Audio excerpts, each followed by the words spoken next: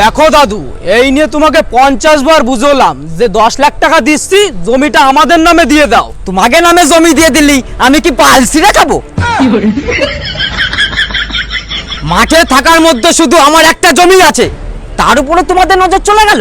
আরে তুমি আর কতদিনই বা বাঁচবা? 10 লাখ টাকা পেলে তো বাড়িতে বসে রাজার মতো খাবা।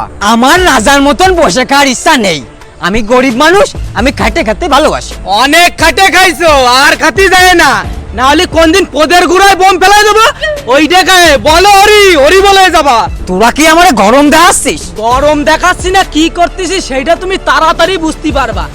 আমি ভাবেছিলাম বিষয়টা সুন্দরভাবে মিটে যাবে, কিন্তু তোমার গায়ে যা চর্বি জমিছে, তোমারে হালকা পাতলা ঠাপ না দিলে তুমি বুঝতে পারবা না। আমারে ঠাপ দিতে গেলি তোকে এখনো 2000 বার জন্ম নিতে হবে। আমরা সুসো মেরে হাত গন্ধ করি না, ঘটনাটা লঞ্চু ভাইয়ের কানে যাক, তারপর বুঝতে পারবা কত ধানে কত চাল। আমার বাল